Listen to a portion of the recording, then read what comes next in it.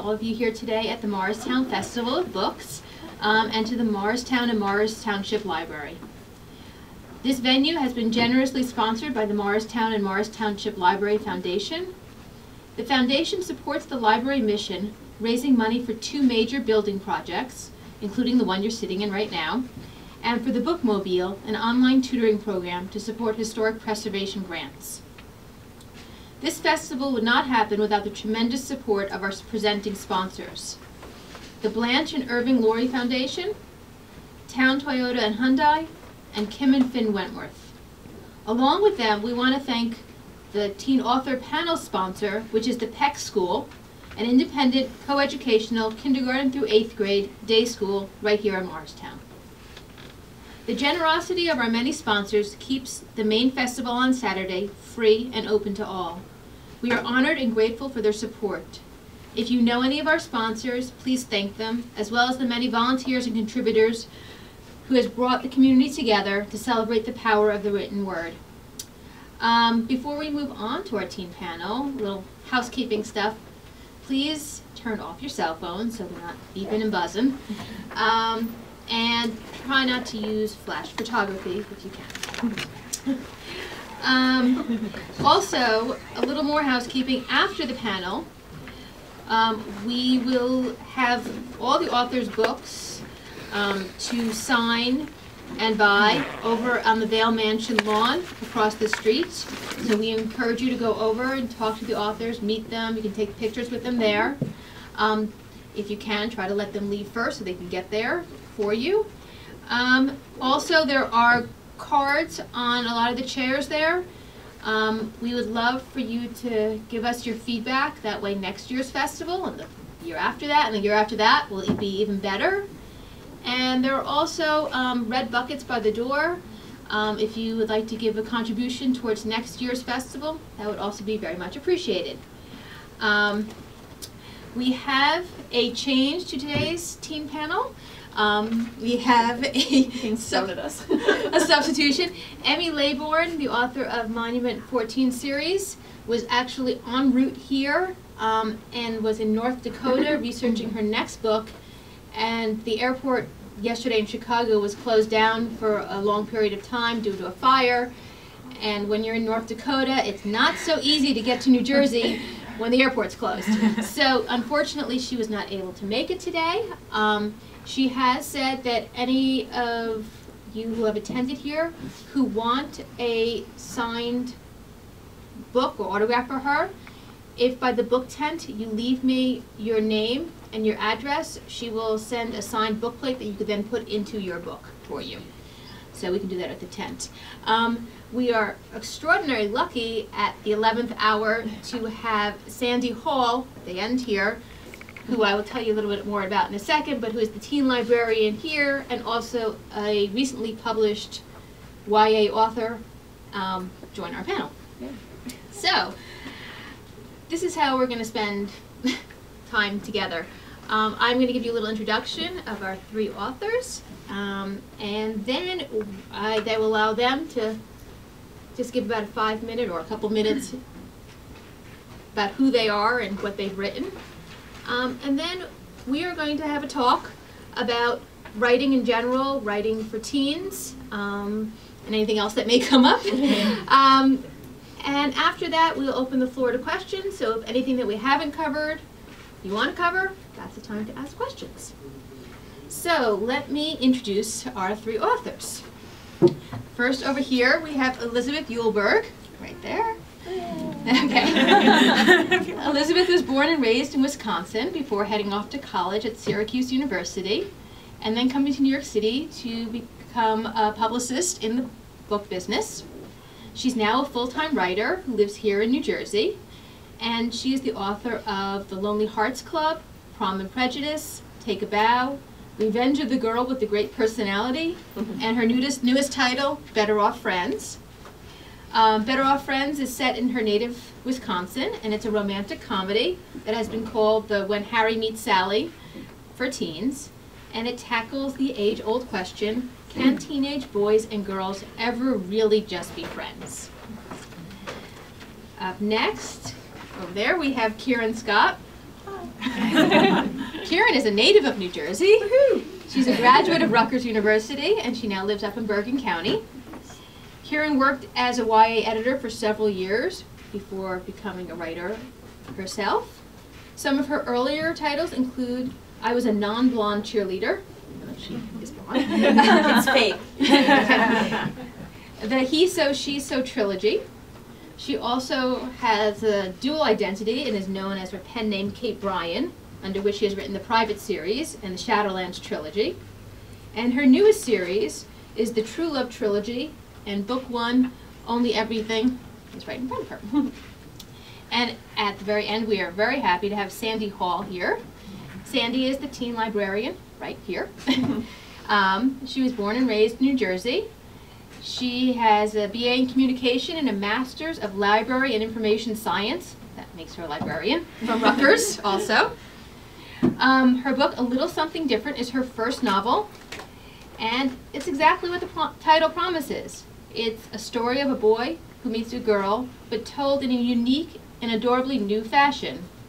It's told from 14 different viewpoints, which is something of a feat. And that is basically it. And we will now start and hear from panel. When we can go down, Elizabeth, sure. Talk first. I'm gonna just stand just because I like attention. No, I do. We have a mic if we need it. Can everybody hear me? Yes. I am the youngest of 4 children. We're all I've never been told that I needed to speak up ever in my entire life. So I don't think I need a microphone. But Heather did such a great job introducing all of us. So I'm just gonna say, so again, my name's Elizabeth Yulberg. I write contemporary realistic fiction.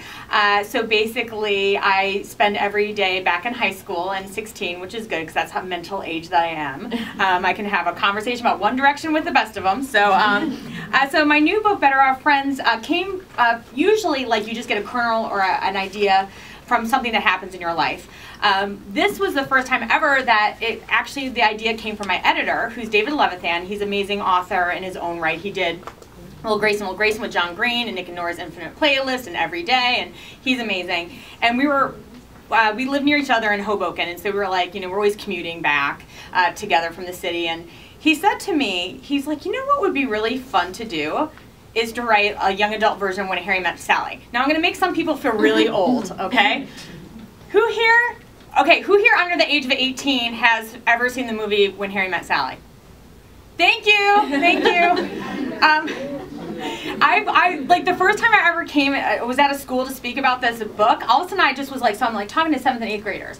And I was like, wait, who here has seen When Harry Met Sally? And they're all looking up at me, and I was like, all right, you need to stop making me feel old, okay, if we're gonna get along. But it's this really great movie with Billy Crystal and Meg Ryan, and most everybody. Wait, who has seen it here in general? Yeah, all the adults, yeah. All the cool people. So it's just that whole thing about, can a guy and a girl be friends? And I have a lot of guy friends. Either they're husbands, though, of a friend, or they're gay. So the whole, are we gonna, ever be romantically involved never gets in the way. So it was actually really fun to take a movie that I love so much and the inspiration from it and write a book. And I just decided to set it in Wisconsin just kind of on a whim. I was like, I've never set a book in Wisconsin. And it was a lot of fun to do because when you're from somewhere, you guys are from New Jersey, and I don't think you kind of realize how special the place that you're from is until you leave it. So there are all these little things that are really Wisconsin-ish that I never realized until I moved out of Wisconsin. And a good example is, when I say this in Wisconsin, they're like, what, who doesn't know that? I went to Syracuse University, my first week, my second day in the dorm. I was walking around, I was like, hey, does anybody know where the bubbler is? Does anybody know what a bubbler is? No, yeah, it's a water fountain, but in Wisconsin we call them bubblers, and they're like, what? I'm like, the bubbler, where's the bubbler? And they're like, what are you talking about? And of course I should probably be like, oh, hey there, does anybody know where the bubbler is? Because I had my Wisconsin accent back then, and so it was just this whole little thing, and when I go to Wisconsin, everybody's like, who doesn't know what a bubbler is? So then my nickname, freshman year, was Bubbler. So there you go. So kids, when you leave New Jersey, make sure you know what's New Jersey and what's not before you say anything, because you will get haunted. So that's a little bit about me in the book. It's because it does. Thank you. It works. I did not take it as a compliment. I do not. Okay, My name is Kieran Scott. I grew up in New Jersey. I actually grew up in Montvale, which is, you know, up north from here. And I've lived here basically all my life. Went to Rutgers, lived in Hoboken, and I've mainly always been in Bergen County. I was an English and journalism double major at Rutgers. My father was a journalist, so I always thought I wanted to go into journalism. And I kind of thought I'd work for like a fashion magazine and be really cool and super swank and sophisticated in the city. So I got some internships when I was at Rutgers, and I worked at Elle magazine for a little while, and I worked at a travel magazine, and realized that it was totally not the life for me whatsoever, because it turned out I was too timid to ever interview anyone about anything. I have no problem talking in front of crowds, which is really weird. But I can't go up to people and ask and bother them, basically. Like, I always felt like I was bothering people when I was walking up to them and asking questions. So I realized, okay, I've spent my whole life thinking this is what I'm going to do. Now what? But luckily, one of my internships, they did not. It wasn't just a travel magazine. It was also travel books. And they let me work on the travel books a little bit while I was there. And it was the first time I really realized, oh, hey, there's people that get to read for a living. And I was like, wow, that would be the greatest thing ever. So when I graduated, I applied for jobs in magazines because that was what I always intended to do. And I also applied for jobs as an editorial assistant in books. And the job I happened to get was at a book company that produced teen fiction. And, you know, here we go. We'll make everybody feel old again. Yeah. When I was a kid, Sweet Valley High was the biggest thing. Anybody else read Sweet Valley High when they were a kid? A few people. It was a monthly series that came out. It was about twin sisters who lived in California, and everybody wanted to be either Jessica or Elizabeth. Jessica was the kind of rebellious one, and Elizabeth was the studious one. And everybody I knew wanted to be Jessica, but I wanted to be Elizabeth. Oh, who did want it? Yeah. Anyway, Elizabeth had the hot boyfriend, and you know, like he really loved her, and you know, Jessica was always ruining Elizabeth's life, and then she was always forgiving him. It was anyway. So as soon as I sat down with the person who was interviewing me, I was like, "What exactly do you do?" And she said, "We, you know, produce Sweet Valley High and all of its spin-off series. We hire writers to write all of these books." And we edit them here, and we come up with the covers and all that kind of stuff. And I was like, if I don't get this job, I'm going to die. So luckily I did get the job. I was an editorial assistant, answering phones, running for coffee, all that kind of stuff for about a year.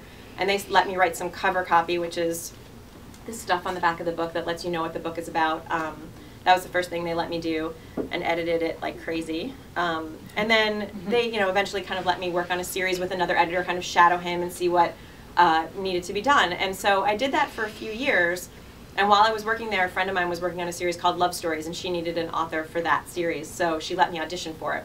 And that just basically meant writing an outline in a couple of chapters. And luckily I got the job, so I wrote on the side for a while for that series, and kind of on my commute on the way home on New Jersey Transit, I was writing longhand because I didn't have a laptop at the time. And that was my first publishing experience. My first book came out, it was number 27 in the Love Story series. It was called Trust Me. And I know that book. You know that book? Hooray! It came out like right around my 24th birthday, which was really cool. Oh my God. That's the coolest thing ever. So anyway, Validated. I totally validated. So I've been just basically writing ever since. I worked for a few more years and then realized I could make a living at this.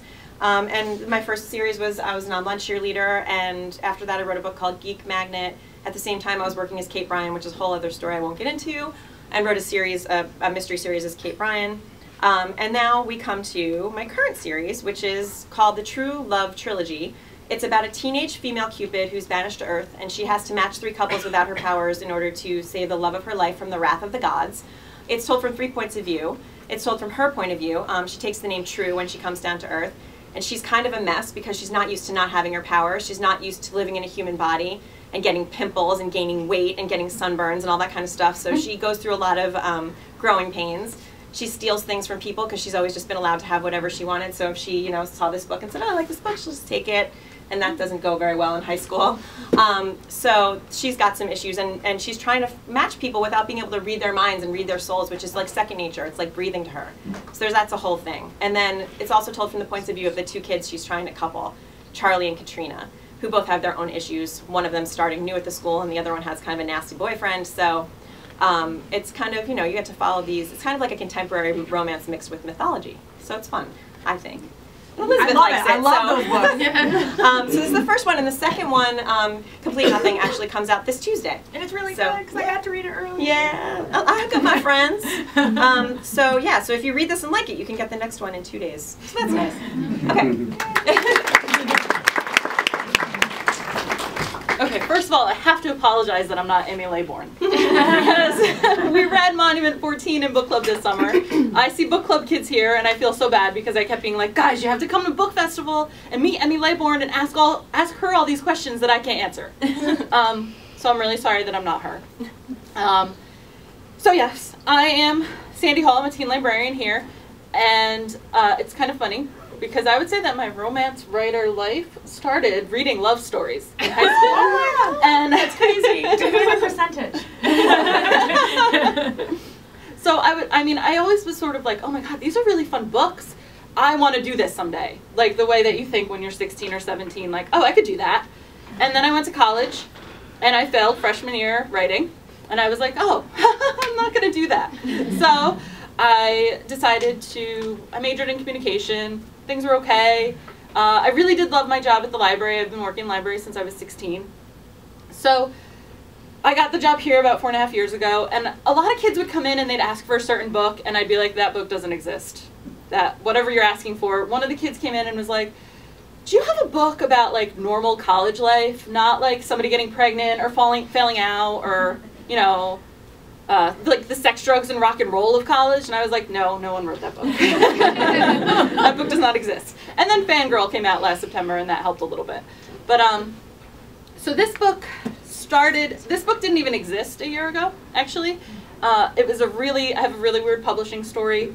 I found out about this imprint called Spoon Reads, and it's an online crowdsourcing imprint through Macmillan. So you put your entire manuscript online, and people read it and vote on it, and it catches the editor's eye, and then I happen to get picked for a publishing contract. But I actually hadn't written this book until I heard of Spoon Reads, and I checked today, that was October 8th last year. That's very fast. Yeah, it's super fast. It doesn't usually happen like that. So, so I wrote a book for them. I was like, I want to write that teen romance novel that I used to think about when I read love stories back in the 90s. And so I kind of, my teens will tell you, I ask them all the time, I'm like, what do you guys want to read? What kind of book do you guys want to read? Tell me, like, what kind of characters do you like? So I got this long paragraph back from one of the kids that was like, I want to read a story about a boy and a girl who live parallel lives, and they never meet each other, and they never see each other, but then they end up getting together. And I was like, that is a beautiful story that everyone has written since the beginning of time. So I'm going to, instead of doing that, I'm going to write this story about two kids who lead parallel lives, but from the points of view of everybody watching them. So there's their creative writing teacher, a barista, their friends, roommates, a squirrel in the park, a bench, everybody who's watching as their romance develops. And that apparently got their attention at Spoon Reads. And I got my publishing contract in February. We pushed it through like crazy through edits. It never happens like this. Nobody ever has a book 6 months, 7 months after they get a publishing contract. So, yeah, it's been a little crazy. Most people are on a panel next day. It's last night I'm at Outback Steakhouse, and today I'm on a panel. Nice. I ate lunch with Bill Moyers. It's crazy. Life's crazy. Excellent. Wonderful. Okay. All right, so we're going to talk a little bit about publishing and books. I can throw out questions. You guys can see who wants to answer them, and you don't have to answer them. I'll fight you for it. Right. Okay. Rock, paper, scissors. So the big question is, how do you get your ideas for your books? Do you research them beforehand? Do you tell them to your friends and your relatives, or do you keep them until somebody sees them in book format? More about the approach to writing. You want to take that one? Okay, well, I've written a bunch of stuff, so I guess it's always come to me in different ways. The He So, She So trilogy is the one that I always tell because I think it's kind of fun. I was living in Ridgewood, New Jersey, which is kind of similar to Morristown. It's got a really beautiful downtown, a lot of shops and all kinds of things going on. And I was hanging out at the coffee shop in town working, and the school had just gotten out. And it's got this kind of situation where on one side of town there are these apartments where a lot of people live, and then there's like this hill where there's multi-million-dollar houses, and there's everything in between. And I was sort of watching these kids go by, and one kid came in to work at the coffee shop. Like, he'd obviously just gotten out of school, came running in, put on his little barista apron and everything. And then there's other kids skateboarding, and then there's other kids in their brand new like cars that they just got for their 17th birthdays. And I'm thinking, what's it like for this kid who had to run straight here to like make a wage to maybe help his family, go to school with, what's it like for him to go to school with this kid who got a Hummer on his 17th birthday, like no problem, you know? And I thought that must be a really interesting situation for these kids to interact. So I kind of created this idea where a girl who doesn't have a lot of money and lives in the apartments meets a boy who lives in one of the multi-million-dollar houses, and they fall in love, and do their friends accept it, and how do they all act towards each other? They never really interacted beforehand. And it's not, you know, it's not, the town is called Orchard Hill, it's not called Ridgewood, but it's basically Ridgewood. And it was really just from sitting there and kind of watching the world go by. But the idea I'm working on now actually came from a dream that I had. So it's like, you just never know where the ideas are going to come from. But I had this dream that I was dating Chris Hemsworth. Oh, nice. Nicely done. And he was on the run, and he told me, you can't tell anybody I'm your boyfriend because it'll put you in danger. And that's where my new idea came from. And shucks, it didn't come true. But anyway. And yeah, everything comes from a different place. Like, this is the first time that I always say, like, an idea is kind of like a seed that's planted, and you have to do all this work to make it grow into something. And so, I mean, to be honest with you, a guy and a girl, will they or won't they, is not the most original story ever told. It's done all the time. And so for me, when my editor said that, I just said, let me think about it. And I knew certain things that I wanted to do, but I had to ask myself, I wanted the reader to experience them meeting for the first time. So I knew that I wanted them to see them in like 7th grade. But then I was thinking, like, why would a guy and a girl in 7th grade become really good friends? Because usually, you know, you kind of hang out with your girls and guys. So I had this guy, Levi, move from California to Wisconsin, where he meets McKellen on his first day. And I was like, they need to have something random that they have in common. So I made up a fictitious BBC sitcom called Buggy and Floyd that they both like.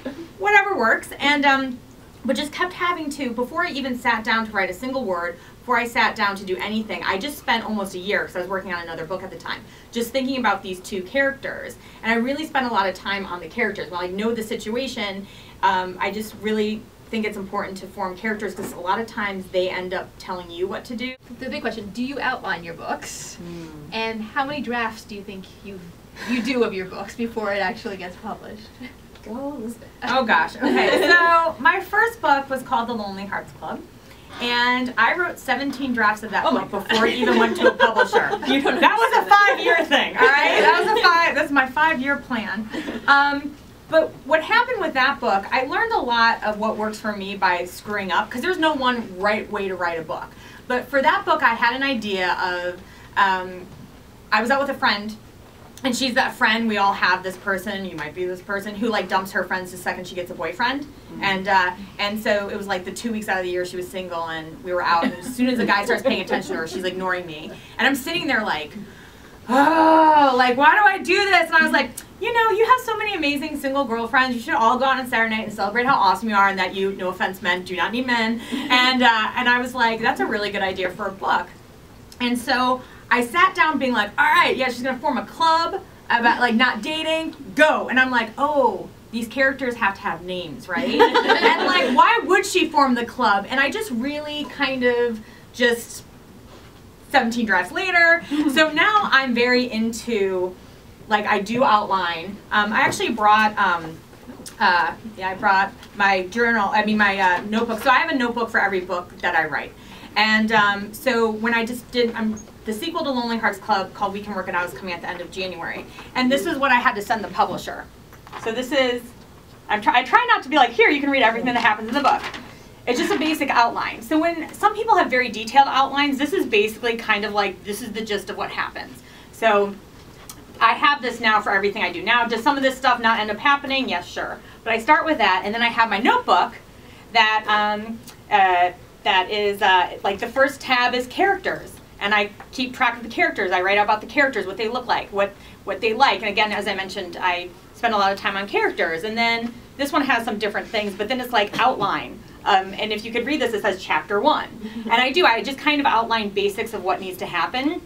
And then I write that chapter, and before the end of, after I'm done doing that, I look at chapter 2, and I just make little outlines, and everything's there. So I just kind of take it step by step. But for me, I have to know where I'm going to get there. So I do outline.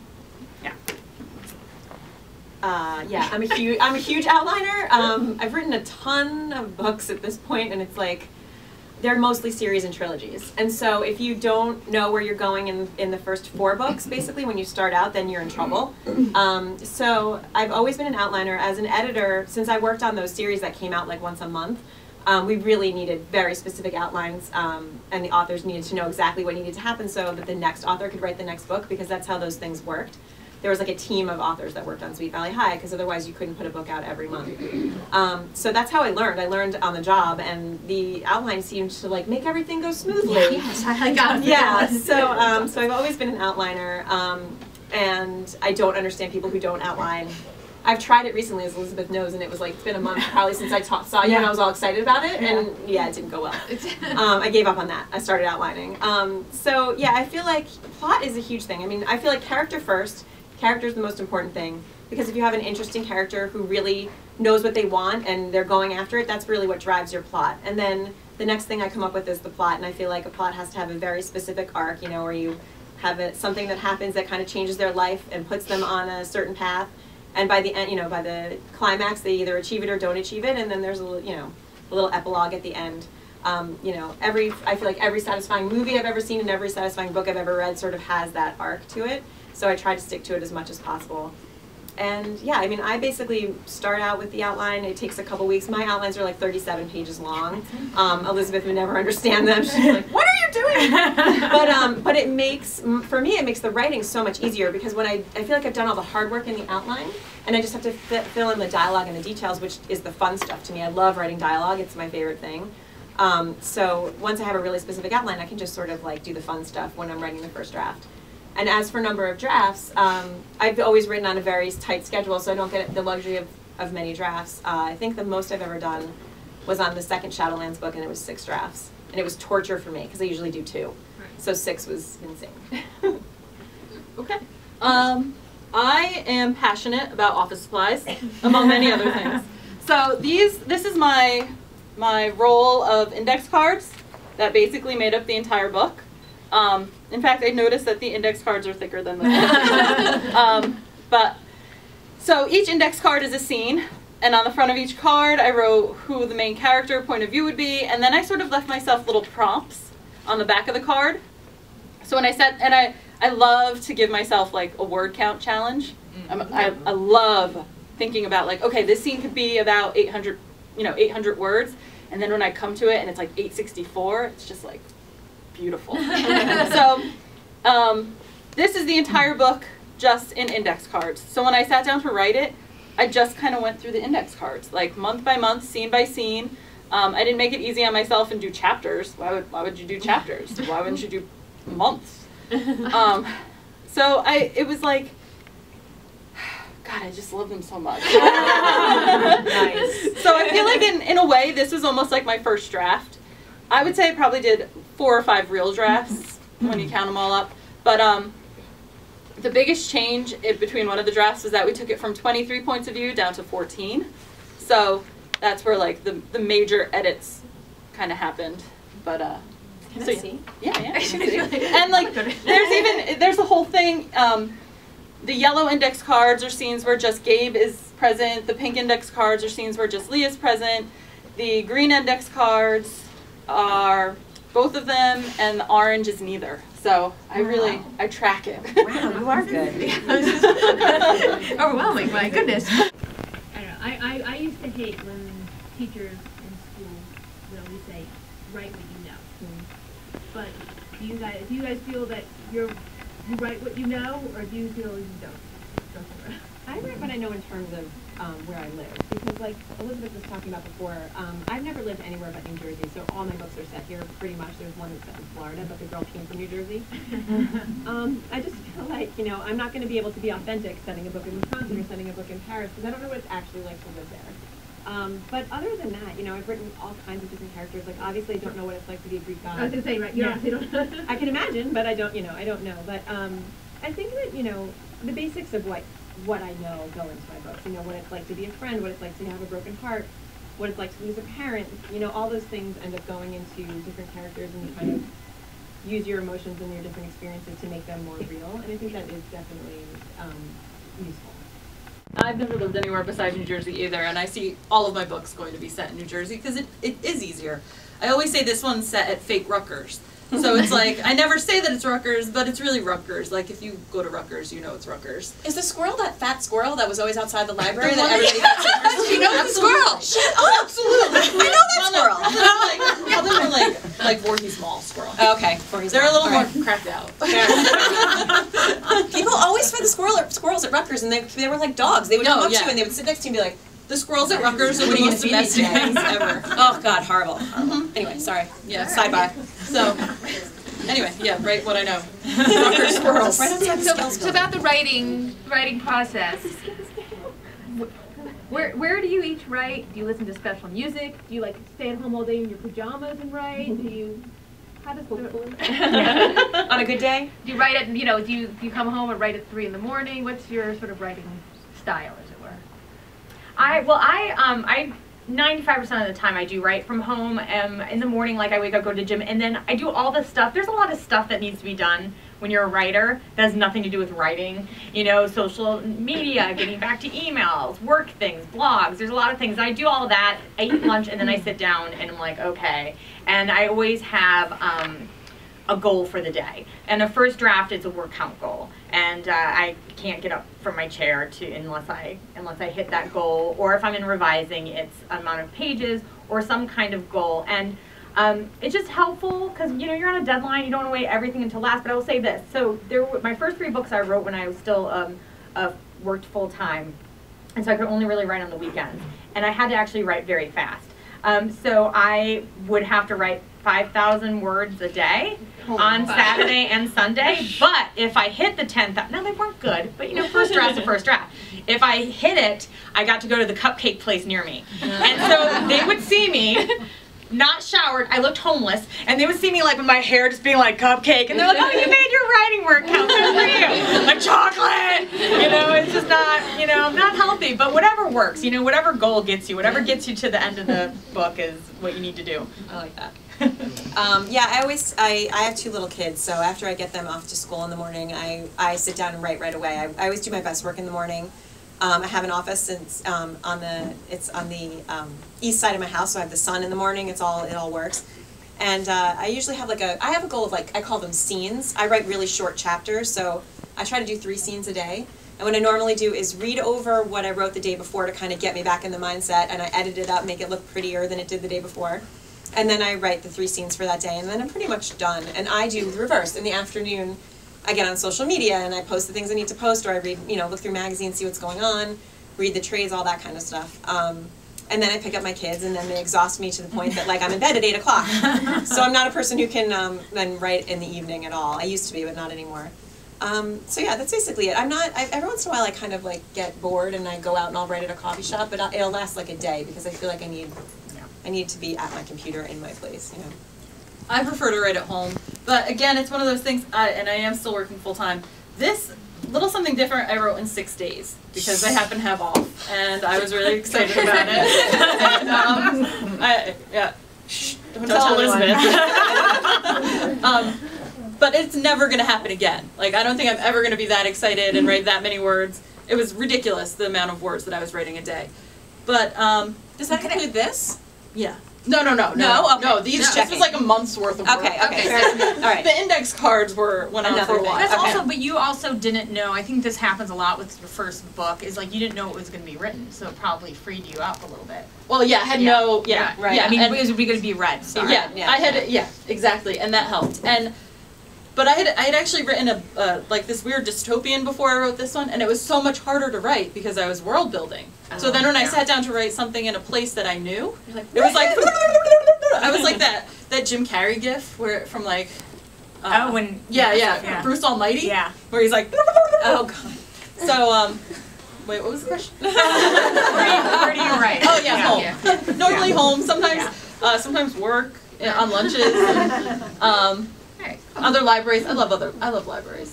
So you guys all write teen romance. So what's your feeling on happy endings?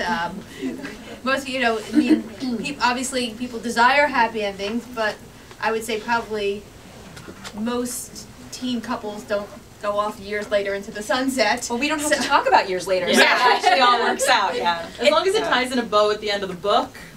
Yeah. But you like a happy ending. Yeah, I feel like we kind of have to have them in a way. Yeah, for teen like- romance, I think. Have you ever written a happy ending? Well, not I.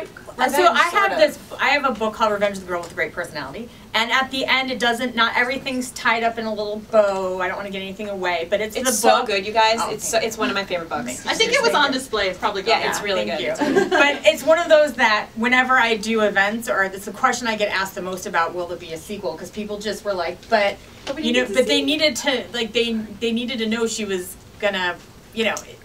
I just felt like it's not very realistic. I feel like that is my most realistic ending of a book.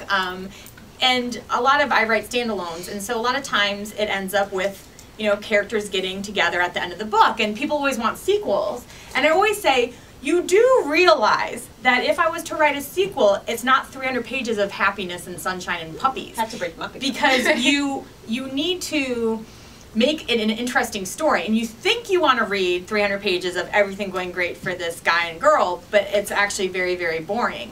And so, you know, it's just when I actually wrote a sequel to Lonely Hearts Club, people got a little freaked out when they read the plot of the sequel that just the book's coming out at the end of January, but the cover was just revealed as well as the plot, and people kind of were like getting a little freaked out. And I was like, what did you expect? Like, you asked for it, so be careful what you wish for. But it is, I mean, because in truth, you know, a lot of high school romances aren't going to last. But you know, you don't want to, you just want to see the moment where people finally get what they want.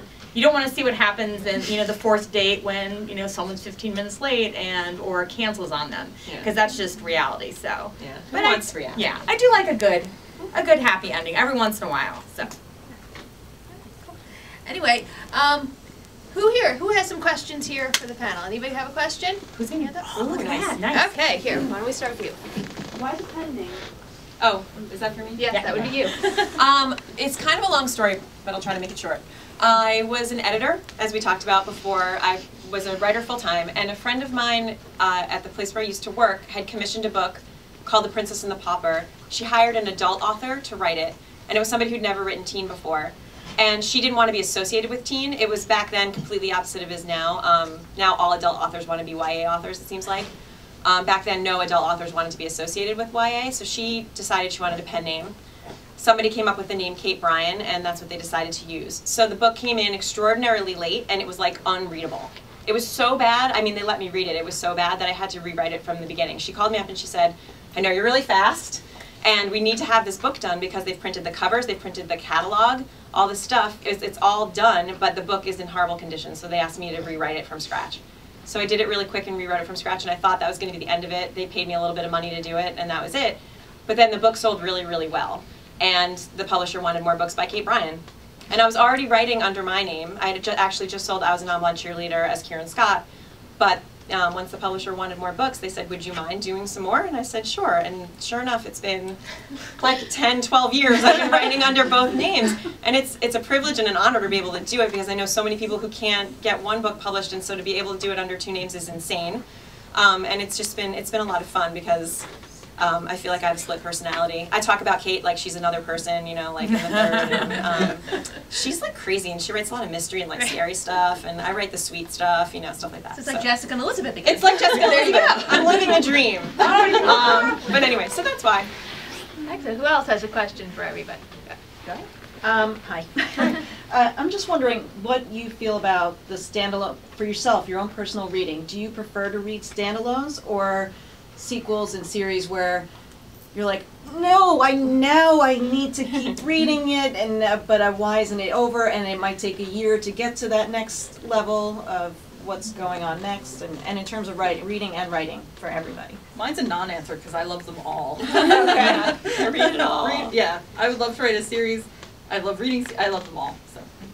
Go ahead. It is hard when you read a book and you really like it, you want to know what happens next, and then they have a really bad cliffhanger at the end of the second book, which is coming out, and someone doesn't give you the third book to read. That's kind of annoying. Oh, that's now. What you can? Okay, Yes. I'm fine. It's Karen's done. amazing.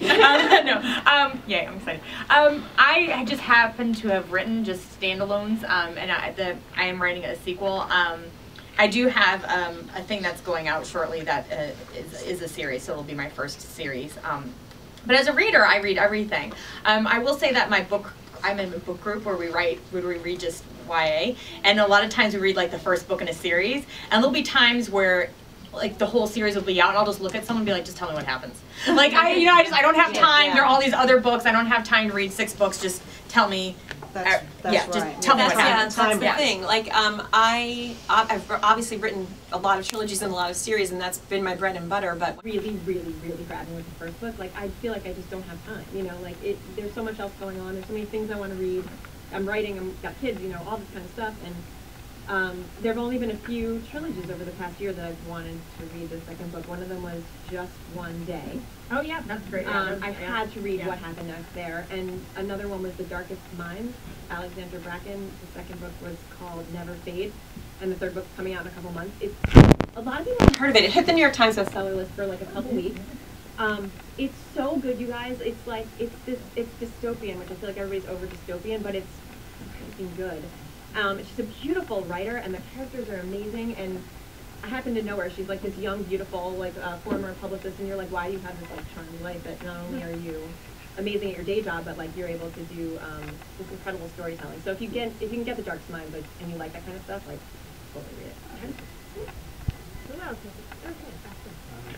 Having written a lot of books, what would you go back and change in the first book? Like, what's the main thing that you learned that you didn't know when you wrote the first book that you listened to? Well, so I wrote a sequel to my first book, so I had to actually go back and read it 5 years after I read it, and I was terrified. I was like, oh, this isn't going to be good, but I had to read it. You know, you have to make sure that, you know, you remember everything that happened, especially when you write 17 drafts of a book. You kind of sometimes forget what ended up coming. But actually, it wasn't as bad as I thought. Like, I thought it was going to be a very scarring thing. A couple times I'm like, good job, you're awesome. There's always little things. I noticed certain tics I had. And I have them in every book. There's a certain thing I overuse. We usually catch it now.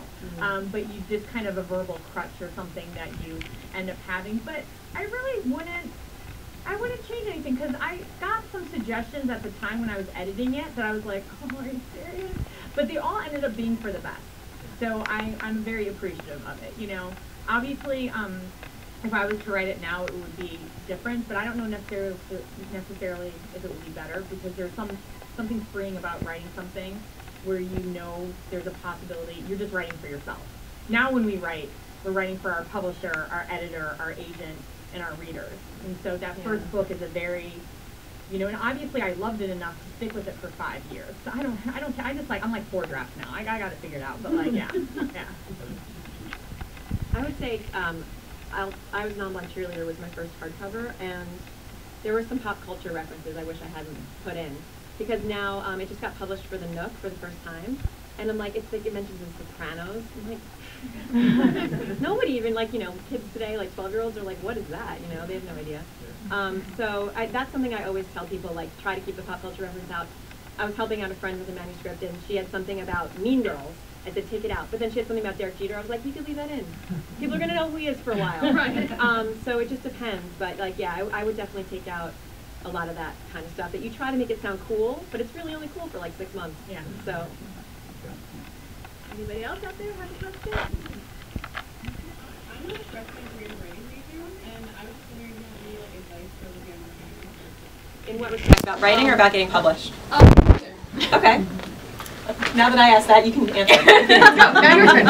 I have to say, and this is where I'm gonna be super corny, but like, just don't give up. Believe me, there are times many times I'm underneath my desk in the fetal position crying, and you know, because when you do something creative, you're relying on your brain a lot, and sometimes it don't work too good sometimes. And but I have to say, in regards to Lonely Hearts Club, so when I was on draft 17, I almost gave up, and it's really easy for me to sit here and say this now, but like legitimately, it was a Sunday night. I was really upset, and I just wanted to watch Amazing Race and eat Chinese food, and I did. I kind of was like, you know what, you've been working on this for 4 years. It's maybe time for you to just give up. But then I just said, you know what, you've come this far, to sit your butt in the chair, get it done. And I got it done and I was really upset. I just sent it to my agent thinking, well, what's the point? And 3 days later, she was like, congratulations, we finally have a draft willing to send to publishers. And I always think about what would have happened had I decided to do the easy way out and given up. And I'm working on a project right now that's very different, and I've kind of reached a point where I'm at that don't give up. But I think about the Elizabeth who sat and said yes to the Lonely Hearts Club, and that book changed my life. If I wouldn't have. So you're gonna, I just say this with whatever you do, creative writing, whatever you do, you're always gonna come to that like fork in the road where you just don't wanna dig in because you think it's hopeless, but if you just dig in a little bit more, and that's with everything, but creative writing especially, because it's an awesome job. I mean, there are days when my friends are like, you wanna go out to dinner? I'm like, well, it's 4 o'clock. Maybe I should shower and get out of my like, you know, gym clothes. And that you get to have one of the greatest jobs ever. But it's with any job, it's not the easiest, but just stick with it. Yeah, and I would say just from a writing standpoint and finding your voice and all that kind of stuff, I always tell everybody to not just read what you know you like, but read everything you can get your hands on. Everything from newspapers to nonfiction to mystery to whatever. And actually especially read stuff that you don't think you're going to like, because I think it really helps you find your voice, and it just introduces you to different ways of thinking, different ways of writing. Sometimes I'll even now read stuff and I'll say, wow, you know, what an interesting turn of phrase. Right. I've never done anything like that. Maybe I'll try to do something like that, you know. So that's always been my motto, you know, read as much as possible. And I would say just keep writing. And also, this took me a long time to understand. I failed National Novel Writing Month every year for like 10 years. But what I never understood was that your first draft doesn't have to be good. No, yeah, it's not going to be. No, it's not going to be. No. Write it. You can't do anything with it until you put it on the page. So, and finish it. Yeah. Don't go back in the middle. Don't loop back on your marathon. Yes. Just keep running. If you think something stinks, just keep going. Because sometimes, like, you'll write a page that stinks, and the next page will be awesome. You don't know. Like, sometimes it's almost like exercising. Like for me, it's like my first couple pages in the morning are so bad, but they're like a warm up, and then all of a sudden, it starts to flow, and you get your gears going, and you know, then you can always go back and fix those 2 pages later. You know, and if you can't stop yourself from deleting something, put it in a different document. Yes. Do that. If you're really like, I hate this, I never want to see it again. Because then you'll think, oh, wait a second, maybe I do want that, but then now you don't have it anymore. No, so. put it, cut and paste it. Yes. Good advice. Okay, I think we have time for one more question if somebody has. Right there. How much input do you guys have on your covers? Ah, the age-old. Yes. Well, you have an interesting story. Oh, well, yeah, we voted on my cover. The Swoon Reads community voted on it, so I had more input than I likely would have had. Except that one of the guys here liked one of the covers so much, he went around on every public computer and voted for it. But that cover did not win. That's awesome. You don't get much at all. So I used to be in publicity, and so we joke, there's an author, Jen Calanita, who did the Secrets of My Hollywood Life series, and I do events with her a lot. And when I was at Little Brown, I was her publicist. And we talk about when we do events together, I had more say over her cover than she did. Because the cover and the title are all a marketing tool. So it's your publisher is the one in charge of it, and I'm not a designer. I will say that I'm very fortunate. I have a lot more input than most in their covers, because what happened was my first book had a cover that I thought was cute. Now I hate it, but it got changed. And when they said, oh, we have to change the cover, and they had to change the cover because a big account, Barnes & Noble, didn't like it. And literally a big account like that will say, like, we like the book, don't like the cover. If you keep the cover this way, we're only going to order this much, but if you change it to a cover we'll order more. Well, what do you think a publisher is going to do? And so I was the one who said, well, why don't we do like an Abbey Road inspired cover? You'll see it out in the bookstore. It's and because it was such a great cover, they've always asked me my opinion, but I also know that my opinion matters very little.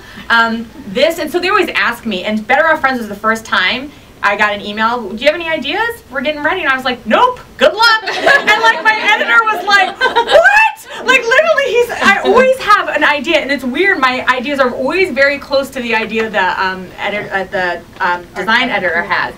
And so what happened was I was flying to Tucson, and I just thought like, oh, you know what would be a cute cover? If it was like them on swings. And I already thought, because like we do like big titles and like a thing. But I thought they already probably, this is like 2 months after he asked me, so I just emailed him and I said, you know, I'm sure you guys already have a cover that's being designed, but I have this idea, whatever. And he was like, better than anything we came up with. So yeah, so I do, when I'm writing, I do think, but know that I'm very fortunate that I even get asked, because most people don't. Yeah, usually we get a cover that says, this is the final, what do you think? Yeah. Well, thanks for asking. Or they say, we love it. What do you think? And they don't care. It's like, we love it. We think it's great. That's code for we actually don't care what you think. Right. Yeah. The only time I ever really had input was the first book of the He So, She So trilogy was called She's So Dead to Us.